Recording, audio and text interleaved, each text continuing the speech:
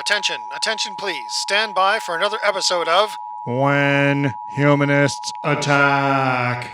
Hi, this is Roger Kimmel-Smith. This is another episode of our video podcast, When Humanists Attack. On this one, how do we democracy? First, what does democracy have to do with humanism? A lot. Their relationship is a close one. The notion of democracy and the practice of democracy really seem like a cross-section of the whole panoply of humanist values as they're expressed in this graphic of the 10 commitments of humanism from the American Humanist Association. Qualities like altruism, empathy, serving others, participation in community life, the principle of responsibility, the principle of peace and justice, the principle of critical thinking. All of these, they go right over the heart of the plate of what we think of as democracy. We all belong to something larger than ourselves. You don't need to believe in any kind of divinity or divinities to accept that proposition. We all belong to something larger than ourselves. At the very least, we're all born into a family. There's something wider than that to which we all belong, which we use with words like society. How does society happen? We make it happen and keep it strong every day with our behavior and with our institutions and our rules and our norms. An example came to mind on my walk today: traffic lights and stop signs. I'm grateful for them and that we use them with some regularity, and I can have some assurance that others think of them as valid in the way I do. We've come to accept certain conventions of behavior as second nature, and it's because they make sense, common sense, and they help everybody. We rely on these rules and on other people following them for our safety. In short, we call this the social contract, and it's responsibility to one another. Now, having grown up in the United States of America, it seems to me that democracy is basically an extension of society. It's an elaboration of the social contract, all of it in keeping with the ideas of humanism that I mentioned at the top.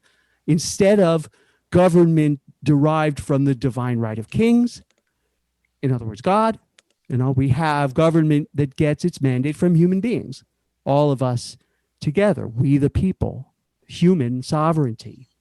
And this means we depend on one another to actually govern the nation, with each of us having a stake in the enterprise and each of us having that responsibility to one another. And the role for each of us in this scheme is called being a citizen.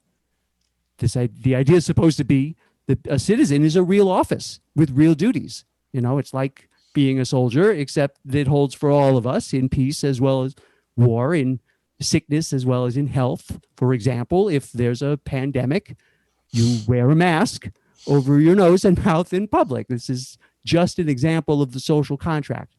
In a society that thinks of itself as a democracy, being a citizen is a precious thing. It's our piece on the game board of the society. It means we're players in the life of the nation on an equal plane with everybody else, at least in theory, but we know in practice not everyone finds it so self-evident that all humans are created equal.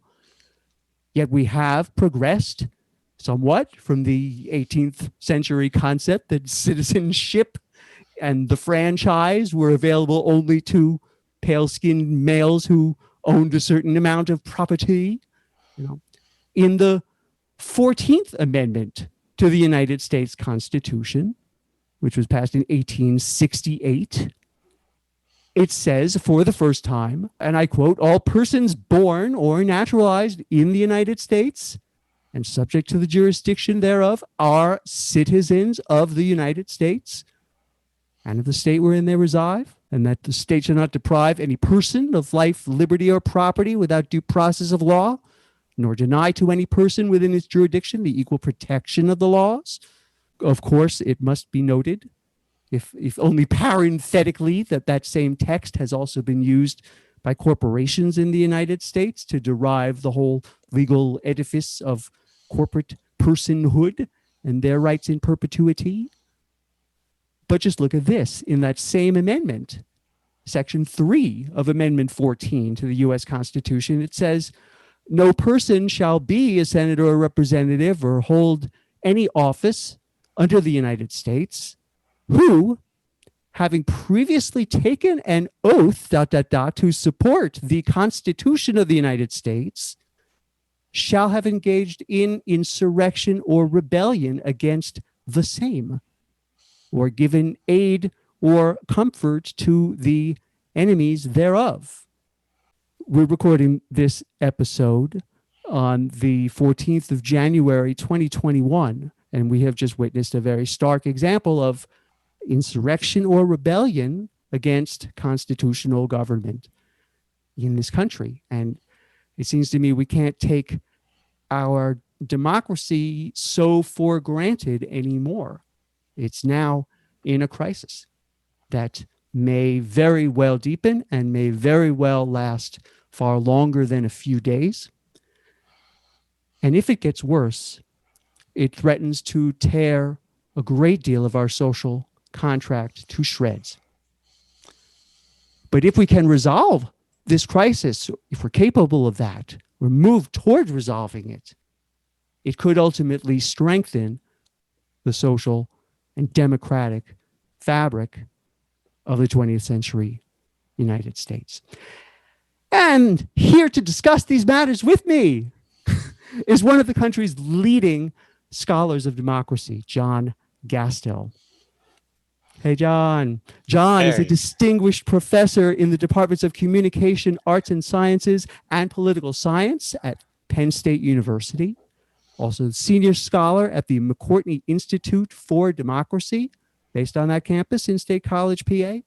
Before coming to Penn State in 2011, he was a professor at U of Washington in Seattle. John's many books include Hope for Democracy, How Citizens Can Bring Reason Back into Politics, published in 2020, Oxford University Press. Also, Legislature by Lot, and books including By Popular Demand, Democracy in Small Groups, The Jury and Democracy, The Deliberative Democracy Handbook. And John has also published his first two works of fiction in 2020. They are entitled Gray Matters and Dungeon Party, both put out in two novels in 1 year by the same publisher, Cosmic Egg Books of the UK. John, welcome to When Humanists Attack. Hey, thanks for the introduction, and it's such a pleasure to be here with you, Roger. I'm really enjoying your show. I'm delighted. So now I'm hoping you'll do some talk. But, as tempting as it is to dive right into like the current pickle that we're in, I really like to talk first about you and your story and how you've become who you are. Your whole CV, which I've actually studied, looks like one long exercise in really successful, constructive citizenship. I mean, isn't that the through line? I think there's something to that. A couple early influences on me, which are seemingly contradictory, is one, I was raised Quaker. So my parents would haul me off to Quaker meeting. And so there, right, you learn consensus and sitting in silence and kind of a sort of engagement that is outside of politics. On the other hand, wait, tell me about Quaker. You grew up in San Diego. Tell about the community there. Yeah, well, we met at the YWCA. We didn't have our own meeting house. It was a small meeting in our part of San Diego. But, it didn't really stick with me, I thought, when I was a kid. Once I was old enough to stay home and watch football games on Sunday, I pleaded to do that. I was actually betting on the games, like nickels and dimes with friends. I mean, not very Quakerly, right? But the influence was there. And obviously, it's not a coincidence I wound up at Swarthmore. And I did ultimately join the Religious Society of Friends and remained a member for quite a long time until humanism attacked me and I left. That Quakerism seems about the most humanist of the Christian denominations. Oh, absolutely. And when you read those list of principles, I mean, that really sounds like Quakerism in so many ways. And as you say, humanism and democracy are good friends. Quakerism has kind of a radical democracy in it, which was very appealing to me. I'm sure many of your listeners know that the Quakers were the first religious organization in the United States to stand up against slavery as an entire religious institution. What very few of your listeners know is the decision-making process that required was literally full unanimity across every single Quaker meeting house in the United States. Holy Because fuck. there's no centralized authority. And so any single Quaker who wished to stand in opposition to that, and many did for some time, they could effectively block that. And so it's an incredible story of kind of, now they bridle it a little bit when you say that's radical democracy, because they're like, no, it's a spiritual practice. There's that of God in everyone, and we all listen for that soft, still voice. Sure, but you do kind of vote, people. And it is kind of radically democratic. So that was a big influence on me. It's true. It seems very deliberative, and the whole sort of culture of the silent meeting for worship seems like, either it can be conducive to some kind of twisted power game kind of uses, or true deliberation that includes the spirit.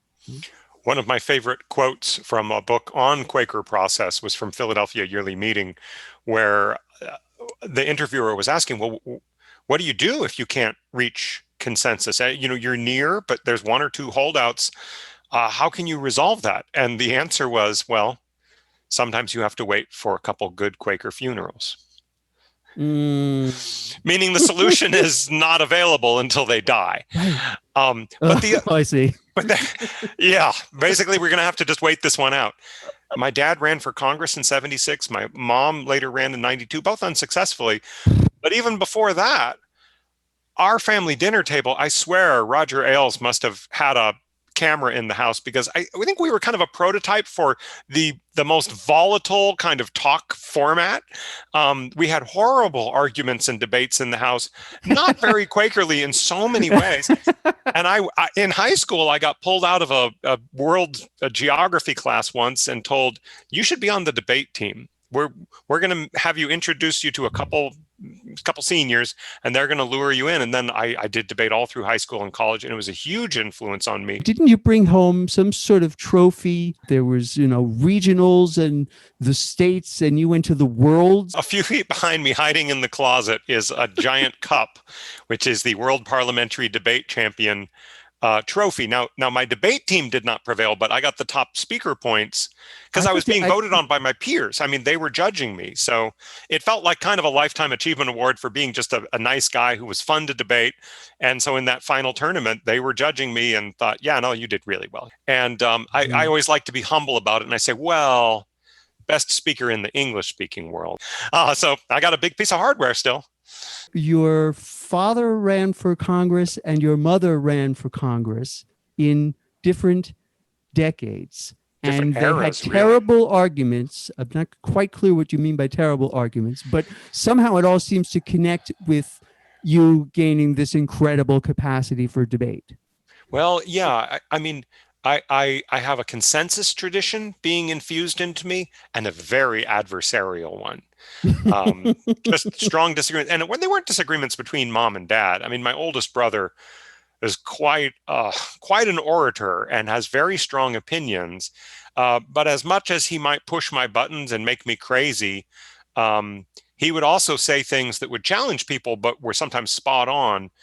He had a very different life from me, and sometimes understands personalities that I don't understand. So when Donald Trump was running for president, for example, he said this, and he shouted, I'll spare your mic the pain, but he shouted, he said, if Donald Trump is elected president, the first 100 days, forget about it. There's only going to be one thing on his agenda. His whole agenda is one thing. It's one word: attention. Attention. That's his whole presidency. That's all it's going to be. Attention. Right. He would say things like that in any context, very absolute, right? And we would get into a big argument. But you have to admit, at the end of the day, if he's throwing down gems like that, you got to learn how to listen, right? As well as argue your side, because you might be wrong. This is your brother you're talking about. Yeah, my oldest brother. I mean, he finished high school with a GED long after high school should have been over. And yet when I published my first article, I remember sitting in the back of the family car. Mom was going to drive us somewhere. Garth was in the front. And I said, hey, you know what? I just found out that I published my first article. It's, this thing on pronouns and so on. And Garth turned around without missing a beat. And he again almost shouts at me. He says, good for you. Don't you ever publish anything just to publish something. That's stupid. Does it matter? Does what you wrote matter? And I said, yeah, I think it kind of does. He's like, okay. Well, that's all you should be doing. Right? He's saying this to a future tenure track professor who's going to be very tempted to just publish things for the sake of, gosh. So that kind of aggressive adversarial kind of input, in the end didn't scare me, right? So I can live in both worlds.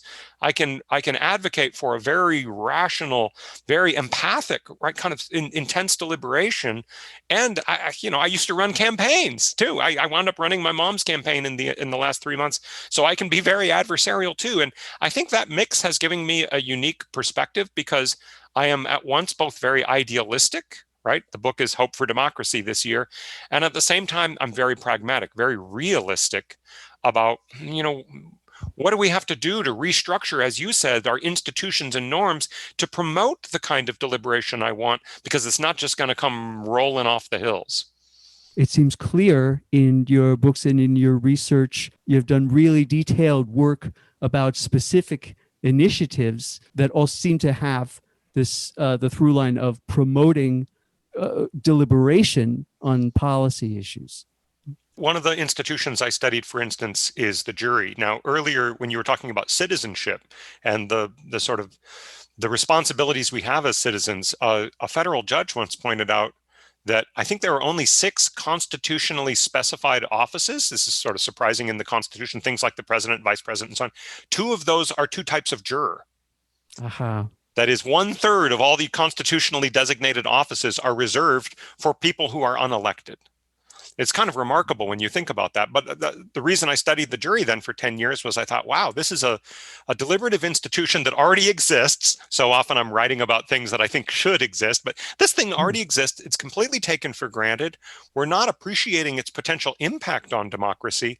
And so what I focused on was how being a juror can actually be transformative. And we found pretty strong evidence that the experience of deliberating on a jury makes you a more reliable voter. That is, you become more consistent in showing up at elections, and through surveys we found some other things.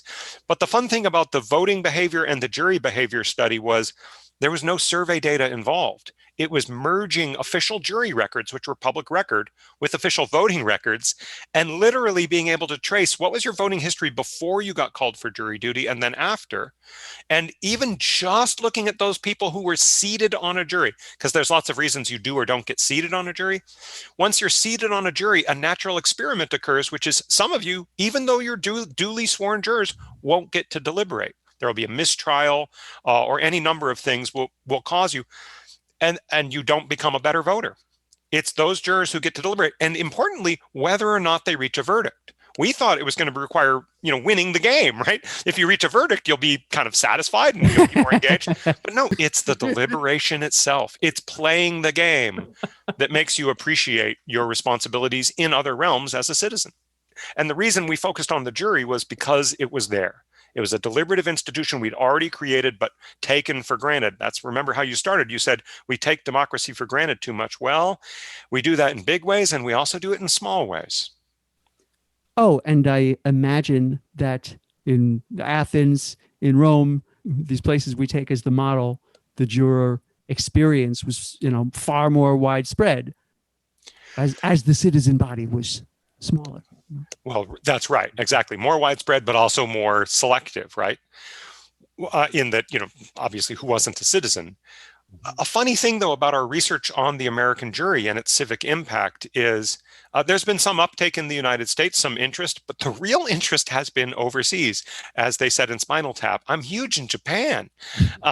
So I got the chance to go to Japan and Argentina because they didn't have jury systems and they wanted to have them. And one of the justifications for it was, well, the jury will probably make our citizens more engaged. And here I was sitting right on the data showing, actually, that's not just Tocqueville's supposition. It turns out it's actually true to a degree. Argentina in particular has had me come out now 3 times and just give talks to judges and attorneys and legislators, because the funny thing is the jury was in their constitution, but it said, well, when Congress gets around to implementing it. And they never did. Argentina has a bit of a spotty history on democracy. So here it was a group of law students and a couple professors who kind of barnstormed the country for years and wound up getting the jury implemented. Imagine this, one state at a time.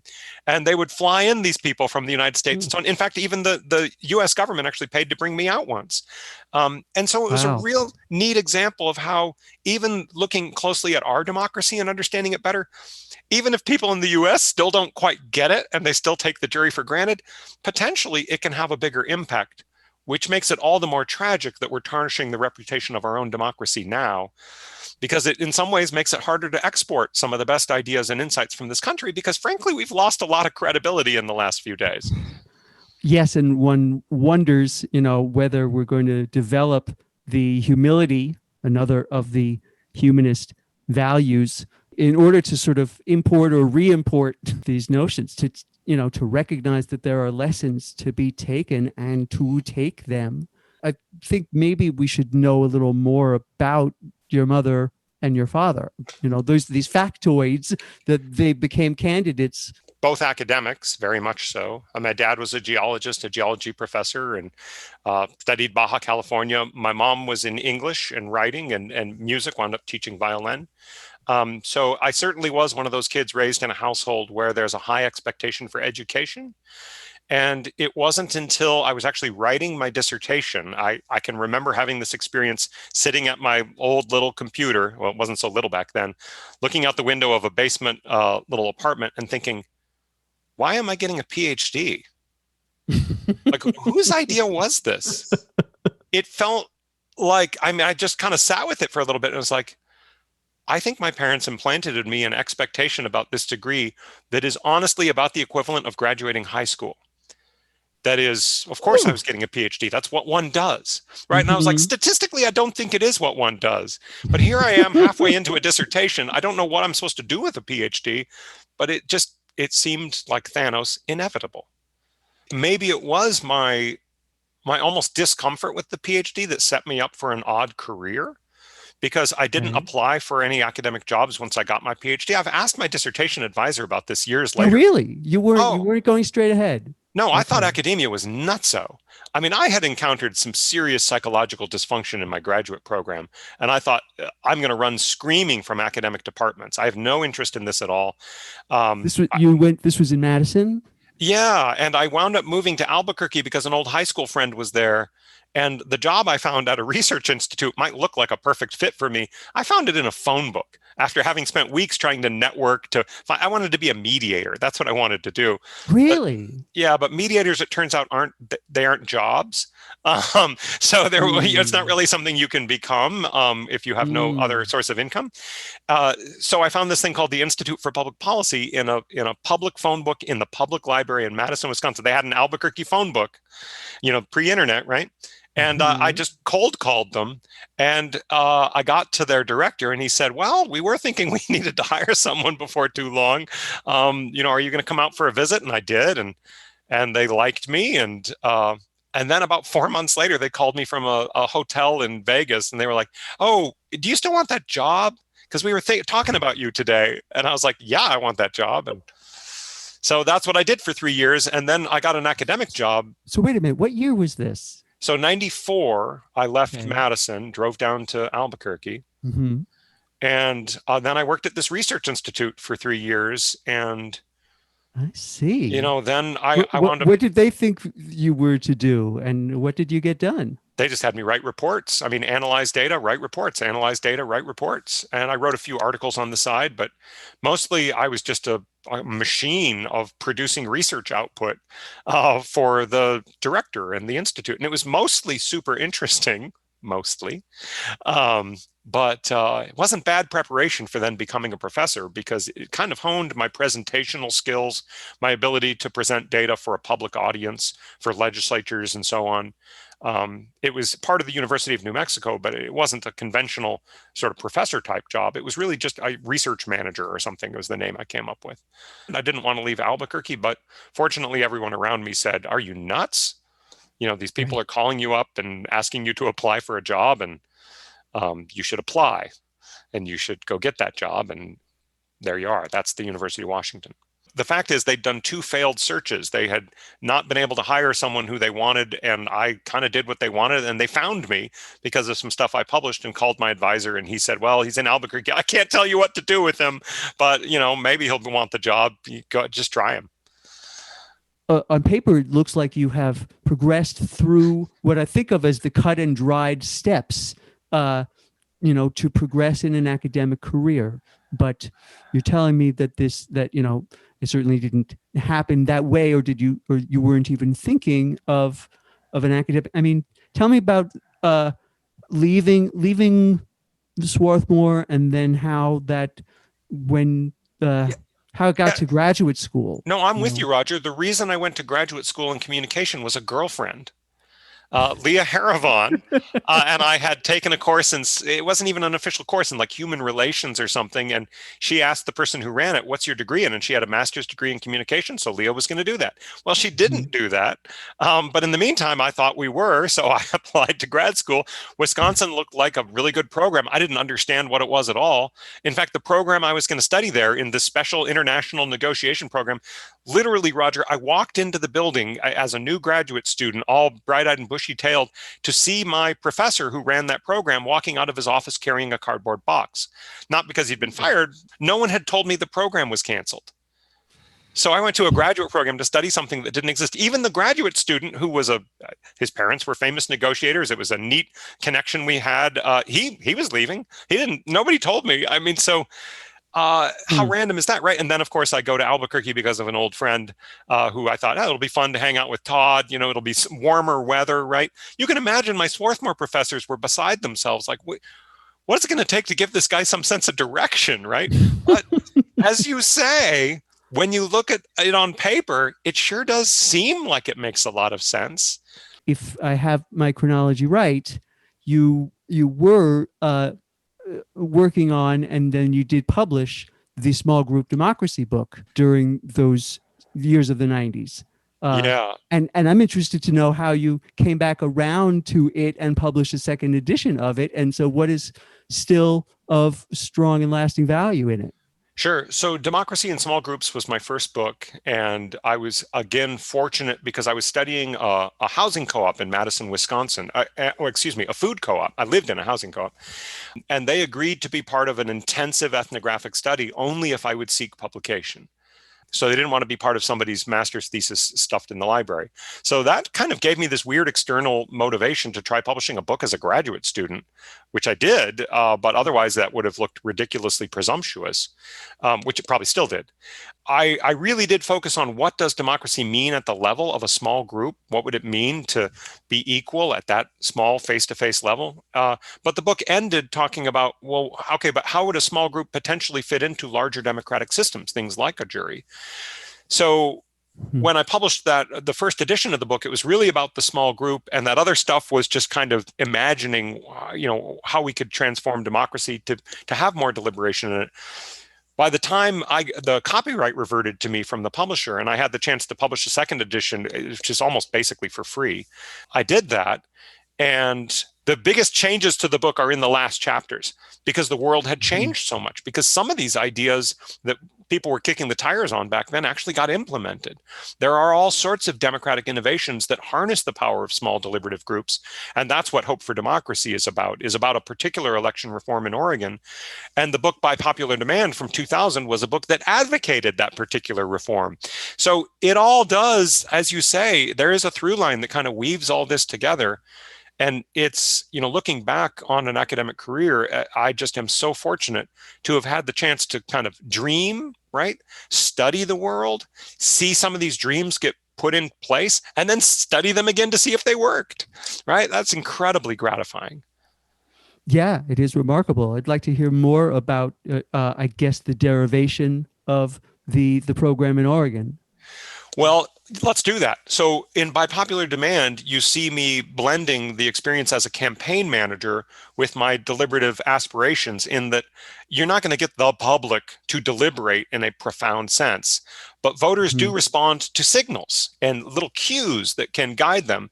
And so my suggestion was, why don't you have small deliberative bodies study candidates, ballot measures, and then pass along kind of quick judgments, if you will, along with a more detailed rationale. Why is this candidate or this ballot measure good or bad? Oregon then comes along. A couple grad students read that book and say, well, why don't we make that the law in Oregon? Why don't we have a deliberative panel evaluate ballot measures and then write a voting guide, essentially, that goes out in the official voters pamphlet? And that's literally what these presumptuous graduate students pulled off. They lobbied the legislature, and the legislature made it law in 2010. And it really was essentially plucked from your book or Literally. research that you were doing with colleagues? In parallel with a Democratic theorist outside of the academy in Minnesota, Ned Crosby, he was writing and thinking along similar lines. He wound up supporting these two graduate students to give them the chance to be really political reformers. And then they oversaw the program for its first few years. One of them stuck with it for almost a decade. So now we have years of data in Oregon on this election reform and how it actually works. And the bottom line is, not only is the deliberation good on this citizens initiative review process, the actual 20 to 24 citizens do a great job of analyzing these ballot measures, but fortunately voters also read the statement and are influenced by it. So the people of Oregon have been voting on ballot measures with a stronger information base than really anyone else, because they implemented this election reform. It's remarkable. I mean, what mechanism did they use to get it started? Well, they did something very clever, because if you think back on your timeline, 2010 was a recession, right? So how do you get a legislature to implement a new anything, right? They were cutting back. Well, the bargain they made was, okay, we'll put a sunset clause on it. So you pass this law, it gets tried once, and then you decide whether you want it for real. Second, we'll pay with it. We'll just use philanthropy to pay for it. So the state government won't be out a dime, other than the marginal cost of adding one more piece of newsprint to the voters pamphlet, and any administrative cost of the Secretary of State's office looking at it and typesetting it and that kind of thing. So that was the bargain. And fortunately, I got funding from the National Science Foundation to study that 2010 pilot. And then got to testify before the legislature. And it's a great example of kind of social science and democracy working really well together. One of the legislators in Oregon, after we had testified, he said, so we passed a law, and then this science foundation paid you to study it and see if it actually did what it was supposed to. And now we know that it worked. And he looks at his colleagues and is like, why don't we do this for all of the stuff we do? Yeah, like, we're done here. Yeah, well, I'm sorry, the National Science Foundation isn't going to fund all that, but yeah, have you thought about having a little R&D budget? But it was an amazing moment. I mean, it really was evidence-based policymaking, and it was an incredible honor with my doctoral student, Catherine Knobloch, who's the co-author of the book. I mean, imagine being a grad student and testifying in front of the legislature about your doctoral dissertation, right? How fun is that? This is really literally a career-making initiative. Well, she's a tenured professor now, so there you go. What is translatable from that? What are you arguing in Hope for Democracy? Well, the bigger argument is that this is actually just one example of democratic innovation. There are so many ways we can tweak our institutions to bring out our better selves, to encourage empathy, to push forward more bold legislation. And as you said a little while ago, there's lots of examples internationally that we should be humbly learning from. The Irish Constitutional Convention and Citizen Assembly is another deliberative body, much larger, closer on the order of 1 to 200 people. And that deliberative process caused changes in Ireland, not directly, but indirectly. So, for instance, Ireland has voted by referendum on abortion, on blasphemy. Well, these things came right out of this deliberative process. And what it did is it kind of created a pathway for legislative action that the legislators themselves weren't so comfortable with. But you know what? If a deliberative body says this is what the people have to vote on, sure, that's fine. Let's put it to the vote. But that was a clever way of using a kind of a large small group, right? Maybe 150 people, to influence an electoral process that includes everyone. And that, you see the parallel to Oregon. The difference is in Oregon, that small deliberative body is evaluating a question that is already coming to the ballot. But that's just a question of where you implement this little deliberative moment, right? Is it putting something on the agenda? Is it crafting? In British Columbia, Canada, they actually drafted a new election law. Or in Oregon, they come in after a law has been proposed and evaluate it. There's so many different things, Roger. So Hope for Democracy is about all these different ways you can intervene in democracy to infuse deliberation, sometimes from a small group. All right. So what is it about deliberation? Let me sprinkle this question with the misinformation, disinformation, epistemic crisis that we appear to be in these days. We'll take two different examples from Oregon. One is on the deliberative panel itself that is evaluating the law. They're meeting people who are pro and con. They're meeting with some experts. They have about 4 days to write a one-page statement for all the voters. So that's one question, is how do they deliberate? And the answer is they really get into the weeds, right? When we think about people being motivated ideologically and, I just believe in, this environmental action, or I believe in tough criminal sentencing, that is only interesting for about a half hour, right? Pretty soon you start saying, well, let's look at Measure 713 and let's see what it actually does, right? And these people say it will save us so much money. The other people say it won't, and there's a study that supports their claim. Hey, did that first side have any? They didn't have any evidence? Oh, that's interesting, right? And on it goes, right? When you have 4 days to study something, you can really get to the heart of it, and you wind up saying things about it that aren't so clearly ideological.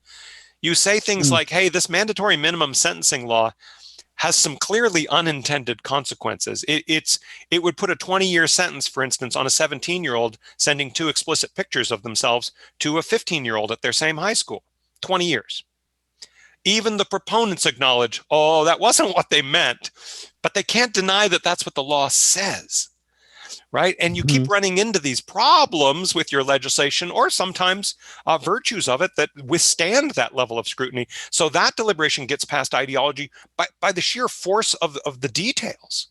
But then when it gets to the voters, something different happens. The voters didn't get to deliberate for 4 days. They're seeing one page in the voter's guide. But the difference is it stands between two other kinds of information which aren't as helpful.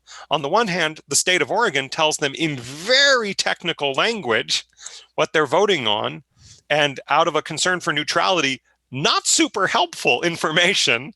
And then on the other hand, there's partisan messages, which are very easy to read. They're written at about a 7th grade reading level, but they're incredibly biased, right? One where you don't know, you can trust.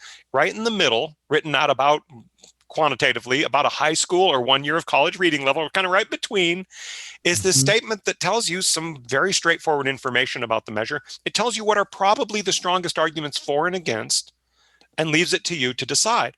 Now, what we found is that when we do knowledge tests on voters after exposing them to this, the knowledge gains cut against ideological bias.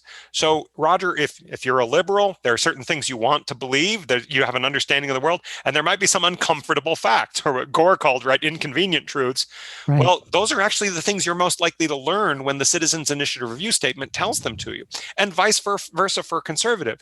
So the irony is that, well, it's not an irony, it's lovely, is that it actually kind of corrects for our grossest ideological distortions of the empirical record, because those are the places where we have the most to learn, and we're willing to believe by degrees a statement written really just by our fellow citizens who don't have a dog in the fight. Sorry, dogs. Tough metaphor. Yeah, I mean, it's very rich, but it's so very specific, this one place. But you seem to find in it a model, and the idea is perhaps to infuse more of this kind of interaction into everyday life. Yeah, I'm a strong believer in research that has a clear focus but broad relevance. And so, yeah, committing to study this process in Oregon for a decade might seem like a big investment in something that even honestly, a fair number of people in Oregon, they don't even know it exists, right? But the Right. fact is, it is such a distinctive innovation. And it's one of the few cases where this kind of deliberative body has an actual legal authority. Nobody else gets to tell them what goes on that page, right? And that power is used so responsibly that to be able to document that and then put it in the larger context of democratic reform, it really does let people say, huh, these are the same people, these Oregon voters, these are the same people that like occupy a federal wildlife building, if you remember a few years ago, right? I mean, there's craziness in Oregon. Yes. The legislature that established this law was literally 50-50 at the time. I mean, they had a Mhm. power sharing agreement, right? So Oregon actually has a lot of blue and red conflict, and yet, Mhm. Look at Portland. In yeah, 2020. and yet deliberation it has kind of a universal appeal. People want to actually understand things, and they are capable of empathy, as we saw a few years later when there was a ballot measure on establishing private casinos. Really, the argument that carried the day from a Native American attorney was, yeah, okay, so maybe the economics of this aren't so clear, but we've kind of had a bad couple centuries. The Native people of the Pacific Northwest, and Mhm. these casinos are lucrative. What do you say, people? Come on.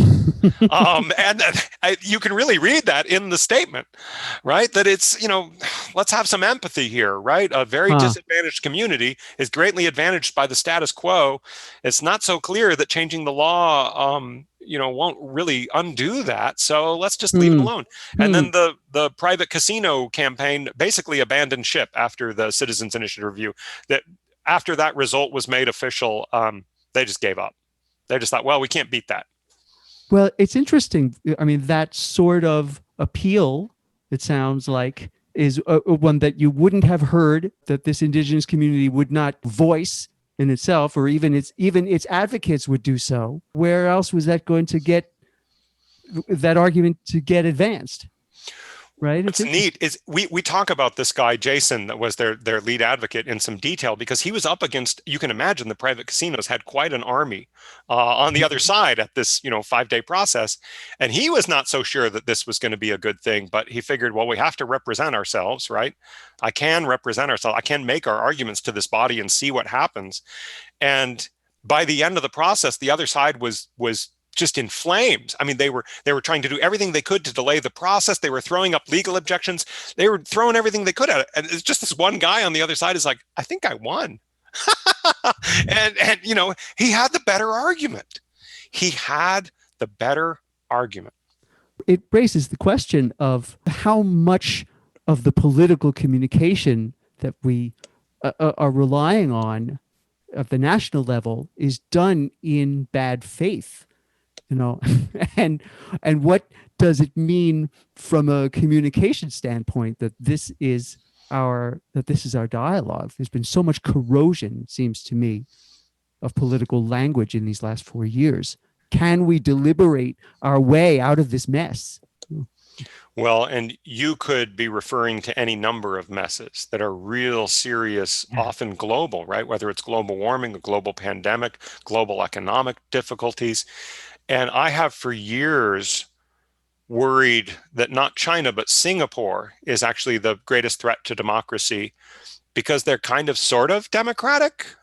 That is, they're very Mhm. technocratic, meritocratic, autocratic, sure, but they're super efficient, right? They're a city state, Uh, cheating, granted. But when you compare them to China, China makes some noise about this, and people have made this argument that China is efficient. Well, China's kind of heavy authoritarian.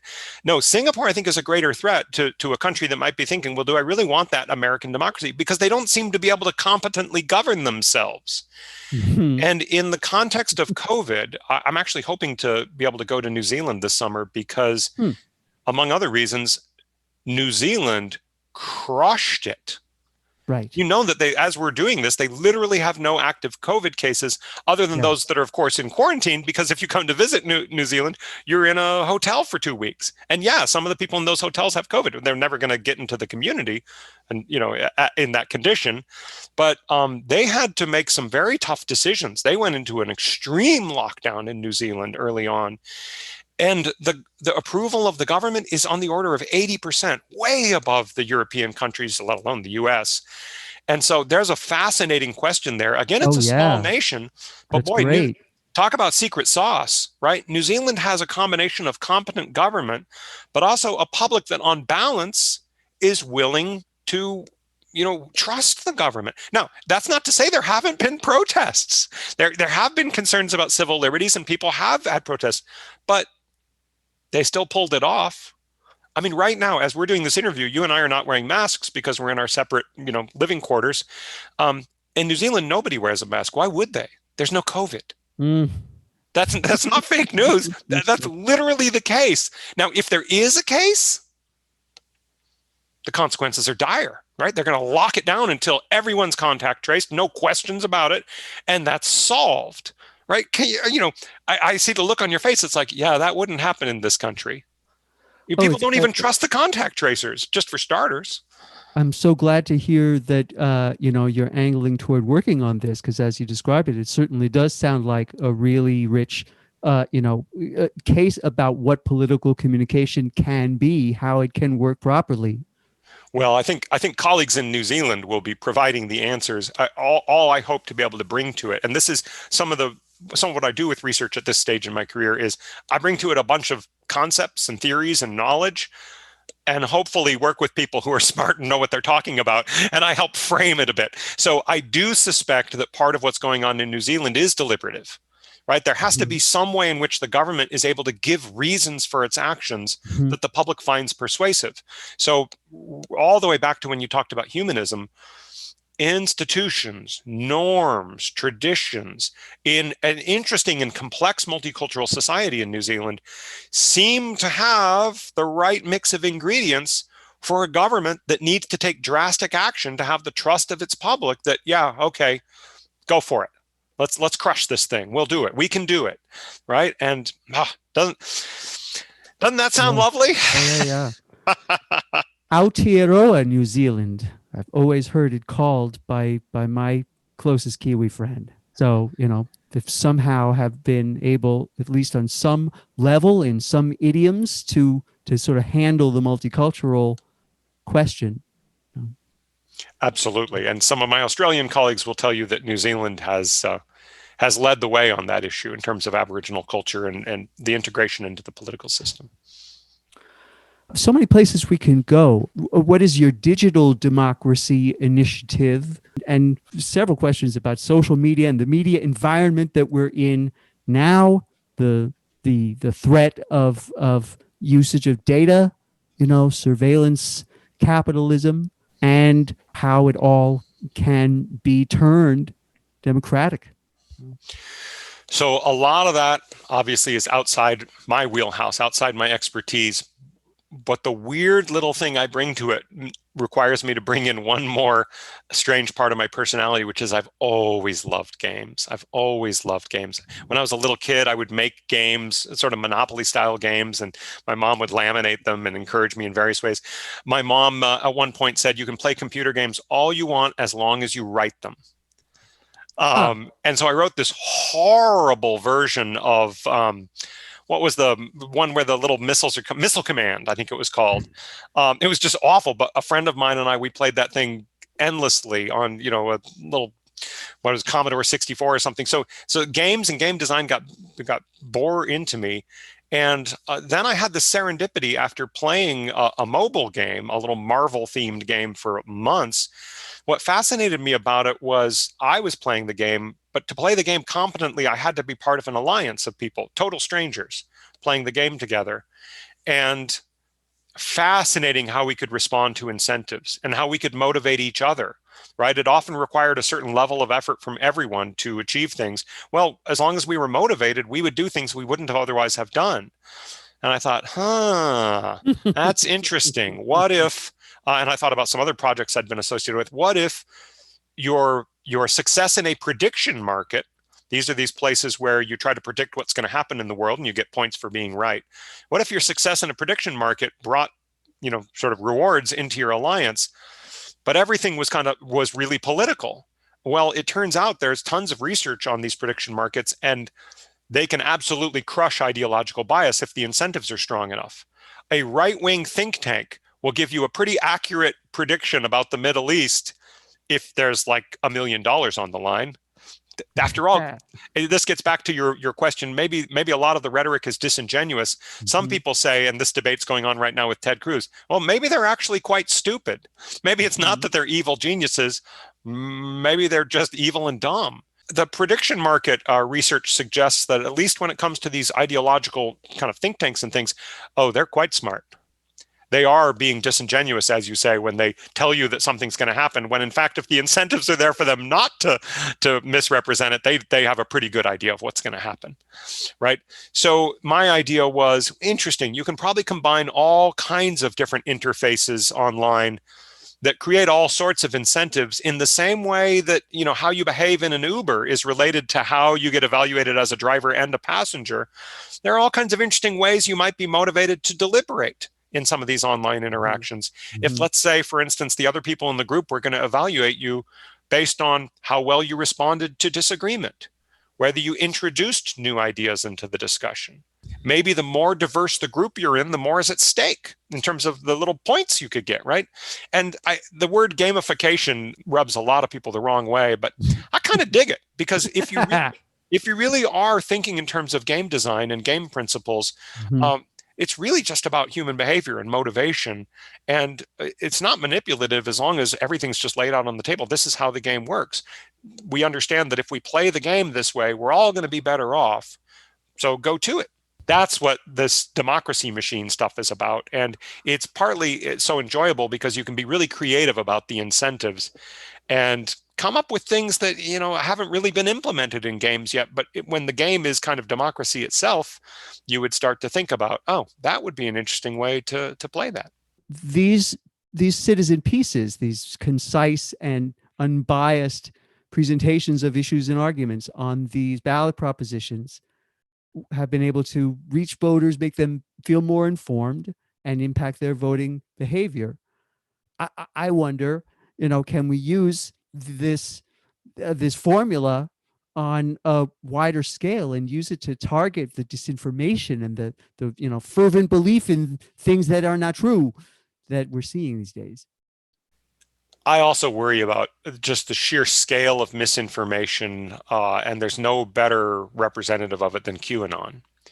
People really went down the rabbit hole on this thing, and you might remember when someone went to a pizza restaurant and there could have been a loss of life there, right? Fully armed, ready to intervene, right?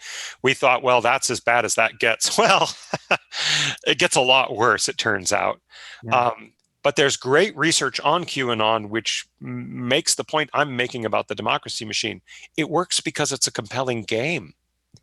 QAnon is actually a complex live action role-playing game.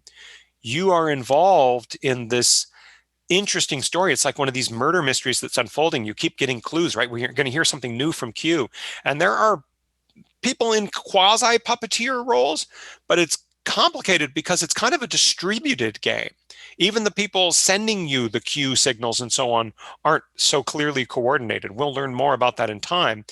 But you can probably guess where I'm headed, which is if you want to reach those folks, give them a better game. Give them a better game. Give them a way of mattering, of being a part of the story, a part of the solution that has actual tangible results in their community. Draw them in. Give them that kind of feedback, that excitement. Let them take risks. But again, you need to structure a different kind of social environment to let a game like that thrive. But without that, QAnon is incredibly successful, partly because of what it offers. And so that's how I would counterpunch, is I would try to offer an alternative. I don't think you can make it go away. You can try to bury it, but that just becomes a more exciting part of its narrative. Give them something else that's better. We need the better game to be a democratic one. And that is where it seems like we're really sort of beating against the tide of the culture. We have this love affair with outlaws and rogues, these lone men and Sarah Palin women whose ethic is basically like right on the line of crossing the line into being above the law, less more Thomas Hobbes, less John Locke. So we have to try to make rule of law and society the more attractive option. Those are things people want. People want democracy. They want community. They want engagement. They are capable of empathy. And you can't find someone who is only individualistic, who is only self-interested, who is only authoritarian. We have these contradictory tendencies and appetites. You and I do. And we know that our best selves don't always get drawn out. Sometimes we draw out our worst self, right? But if the incentives matter. That's what I keep going back to. There's no getting around the fact that other than Australia, we are the most individualistic country in the world, right? They're number one, we're number two, deal with it. But we also have strong community traditions. The town hall is a real thing. The town meeting is a real thing, right? Family is a real thing. Local charities. So again, it's about drawing out the right mix of these things. And remember, when we started this story, it was about how I have these adversarial traditions in my family and these collectivist kind of consensus traditions. That's what works, is you mix these things together. We don't want to be strictly collectivist. We don't want to be strictly individualistic. So it's about mixing those things up, as you said, with incentives and drawing out these values, which in the right context are both important, both essential to humanism or democracy. And that's the game we're playing, Roger, is we're trying to contribute to that kind of improvement, the improvement of the society and the way it functions. That's why the show exists. That's why this conversation is happening. And hopefully people listening to the show will do better than you and I, because we're just a couple bums. It's going to take a lot of people to figure these things out. We have the sort of gamification of communication, it seems, in social media, and its own ridiculous incentive structure around dopamine, basically, or as your friend said, attention. Can it be either danced around or somehow exploited and used for democratic purposes? Facebook is a corporation and they're trying to make money. Their whole model is built on making money. So they're using these same ideas, these same principles, and they don't care about you at all other than you as a provider of revenue, directly and indirectly. They care most about your eyeballs, your attention, right? Right. You're no longer the audience. You're actually the commodity itself. Right. So a colleague, Todd Davies at Stanford, has had an idea he's been kicking the tires on for a while of a corporation for public software.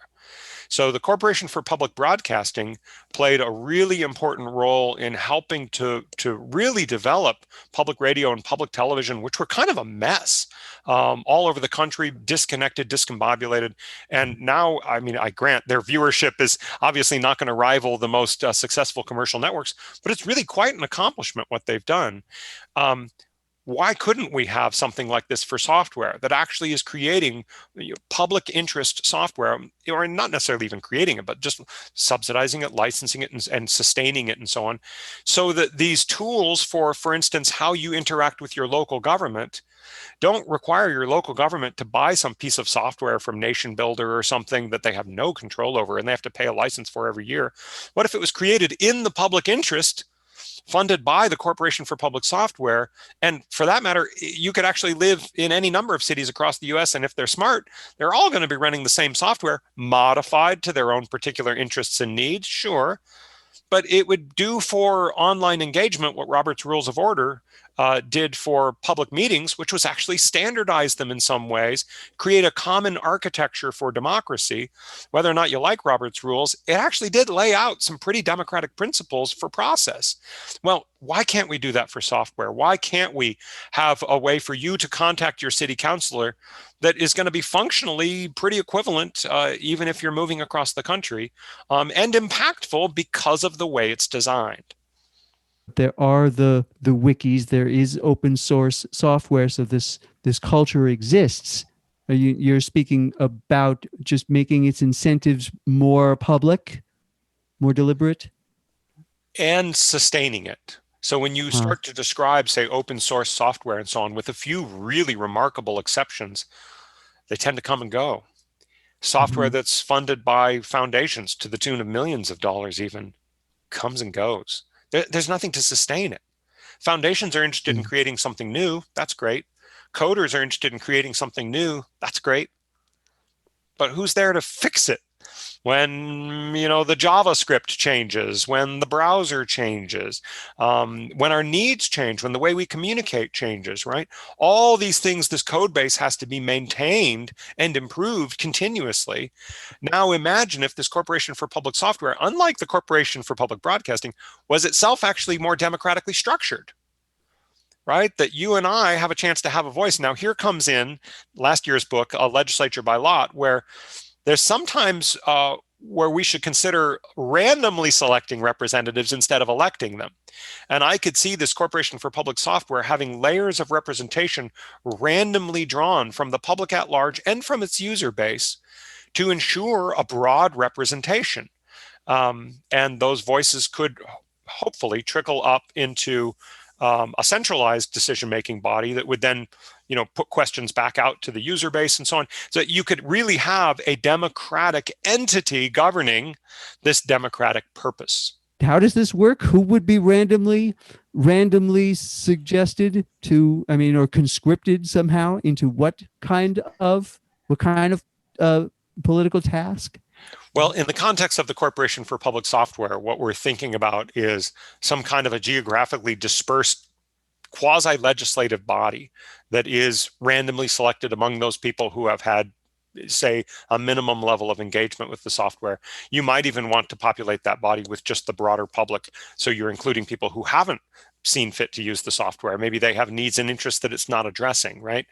The point is to diversify the voices that are then represented in that body, partly through random selection. Believe it or not, aside from the jury system, which is an obvious example of quasi-random selection, there's examples that exist already in the US that, again, people don't even know about. The California Redistricting Commission, which draws the district boundaries there in a completely uninteresting and boring way, was created by a ballot measure that said, we'll have this commission. You have to volunteer for it, so it's not purely random.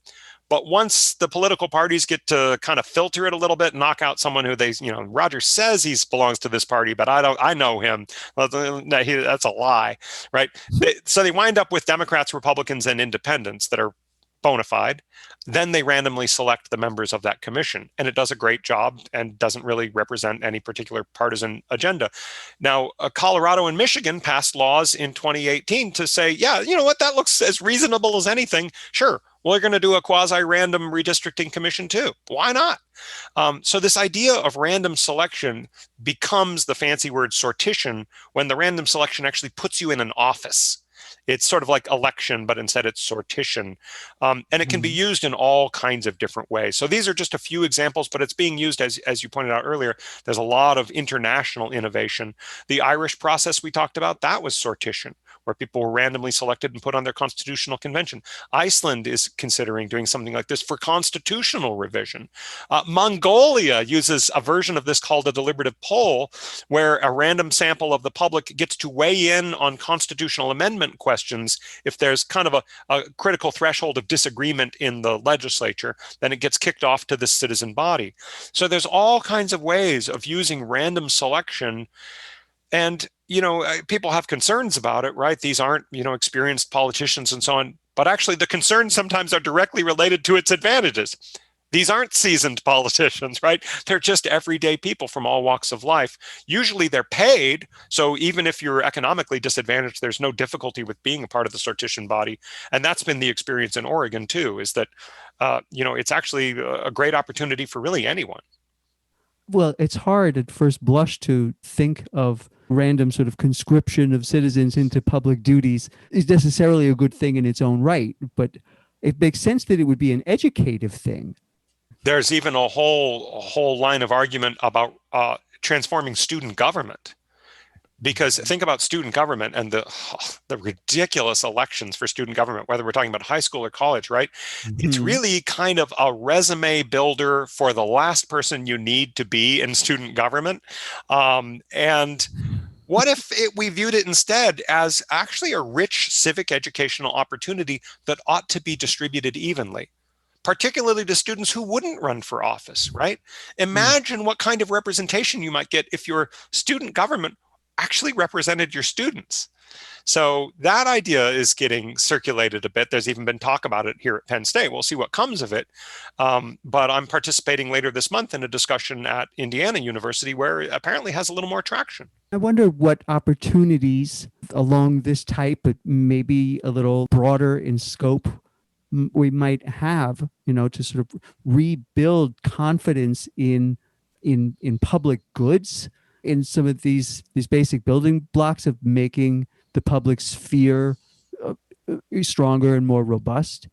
I wish I had a better national answer. That's where I do lean on my colleagues to think about how do we engage with this problem of the incredible affective polarization, the hatred between the two sides in our political debate, and really, honestly, the asymmetrical misinformation. There really is a difference in where the misinformation is coming from the left versus the right in the US right now. My research has tended to focus more on solutions that are targeted, whether we're talking about a jury, right? Which is usually something that's a function of a county or a state, or we're talking about an election reform in the context of a state election. A colleague of mine in Wisconsin is a political organizer that's had great success with what's called deep canvassing, which is a way of addressing that at a smaller scale. But the point there is, listen to people. Don't just send them flyers and knock on their, just listen to them. Well, how do you scale that up, right?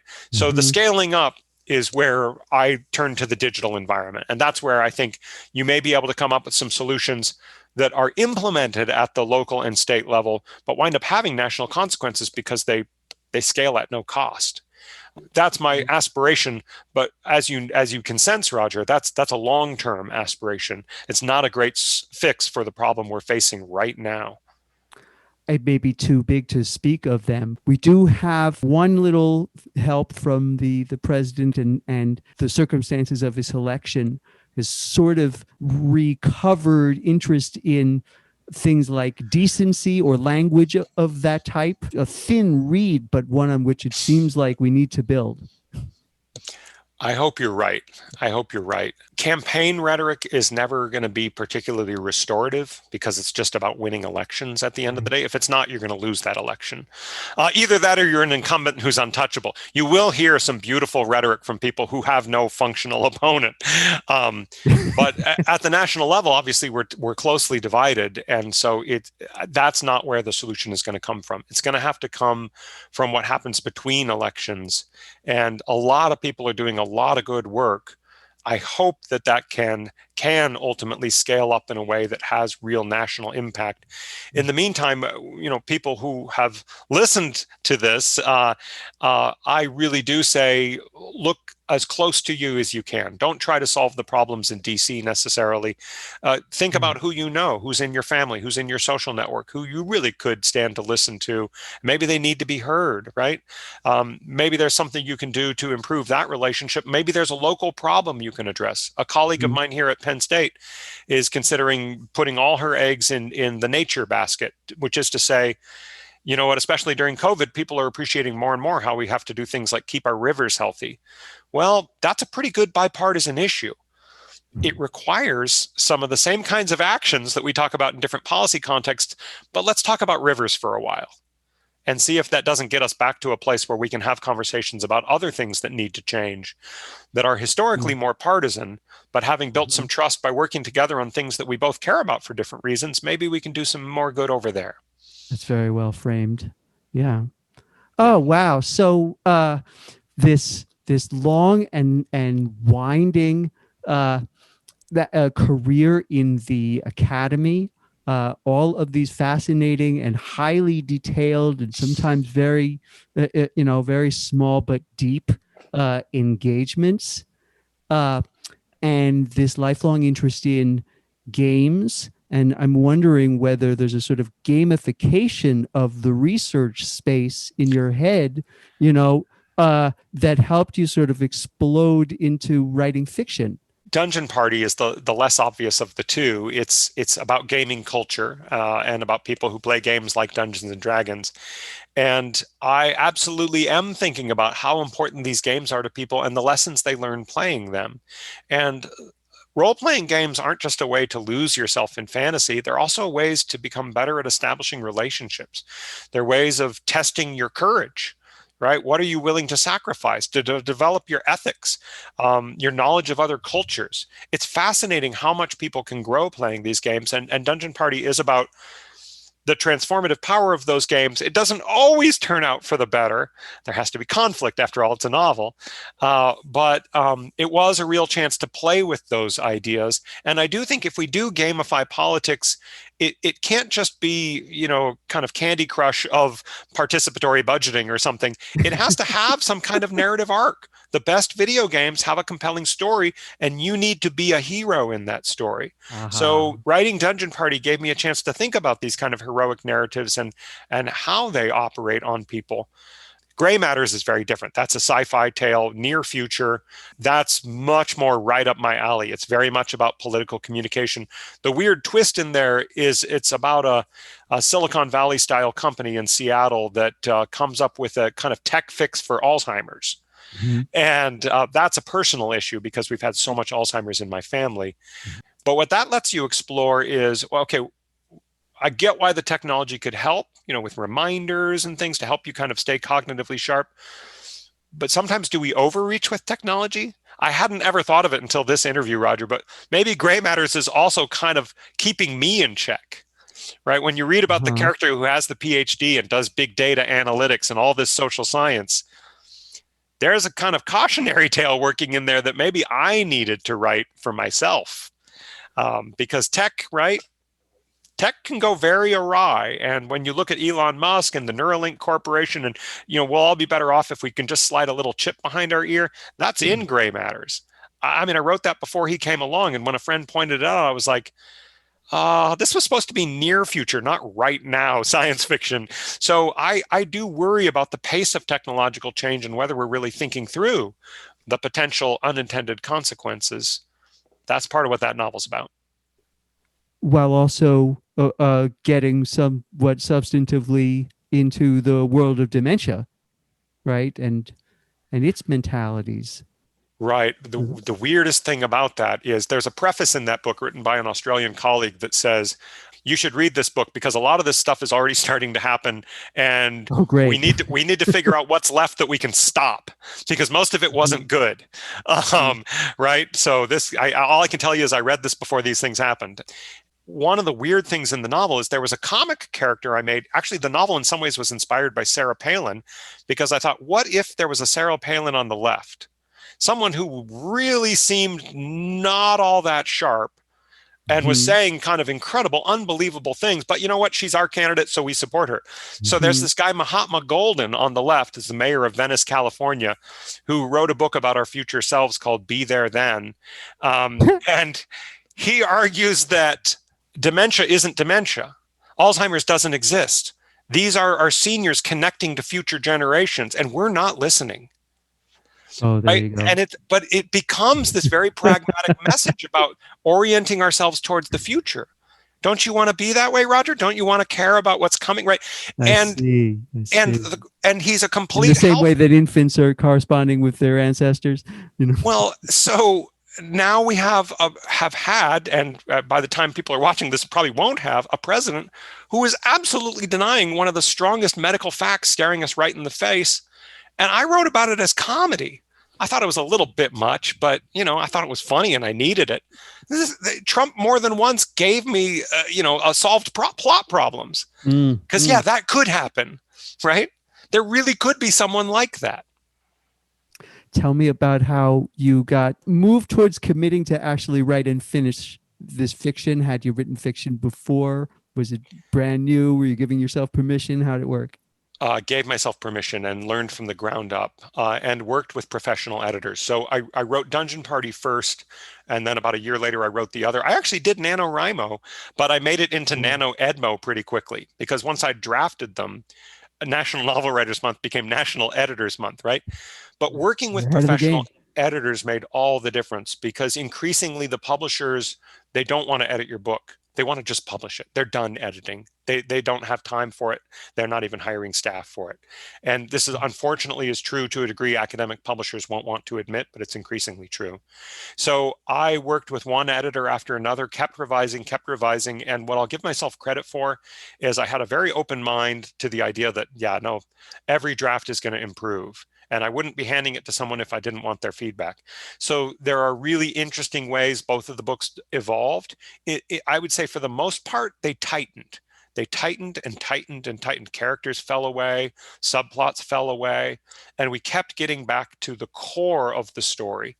And I am so grateful for that help. It greatly improved my writing. And Hope for Democracy, I worked with a professional editor too, with Katie, and we tried to write it as narrative nonfiction. There's not a single footnote. Right at the back of the book, there are essays for each chapter about the sources, but they're full paragraphs. And we did a completely different way to sourcing, right?